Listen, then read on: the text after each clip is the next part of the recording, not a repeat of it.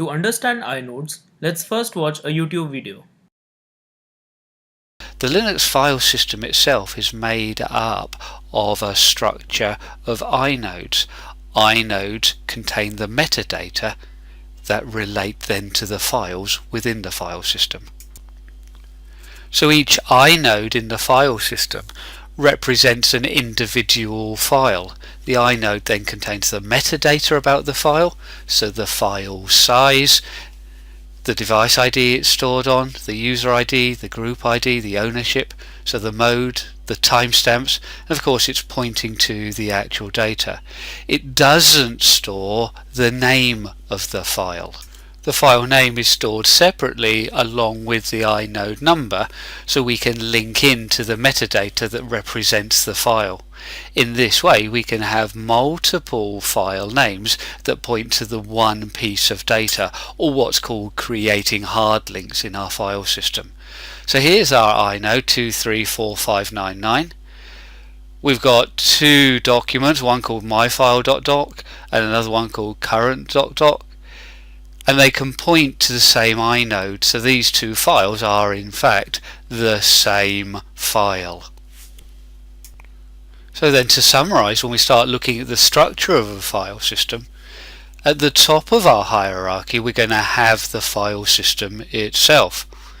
So then our file system, whether it's the root file system or the home file system, within that file system of course we're going to have file names, and those file names then link in to inodes. The inodes link into our physical data. So now coming back, let's look at some commands. df-h. The df command displays disk free space, while the -h option displays this data in human readable format. So as you can see here, for different file systems, it writes the size, the used amount, and the available amount in human readable format, that is in GBs and MBs. In the df-i command, the -i option displays inode statistics. So here you can see the total number of inodes, the used ones, the free ones, and the percentage of how many are used. To find the inode number of a file, we can use the start command, which displays the metadata of the file.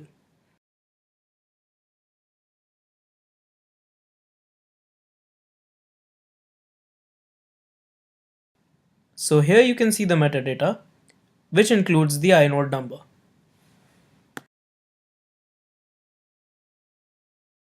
Like the ls command, ls-i displays the contents of the present directory along with their inode numbers.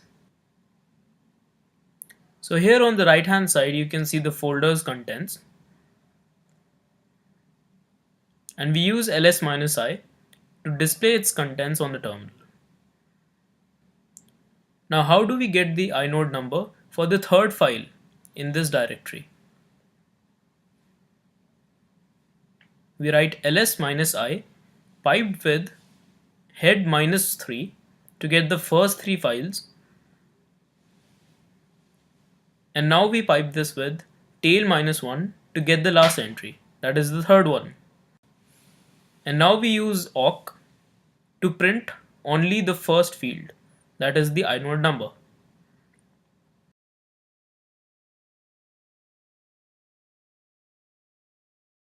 We now say this inode number in a variable inum.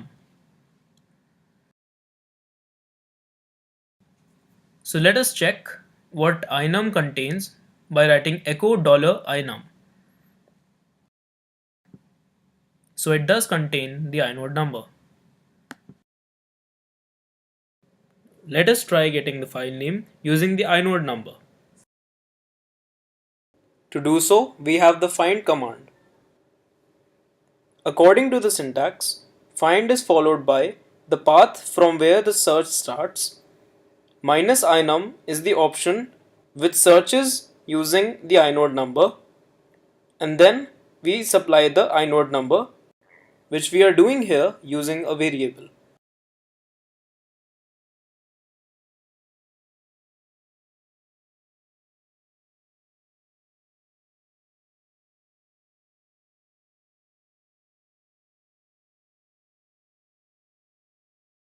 and that indeed is the right file.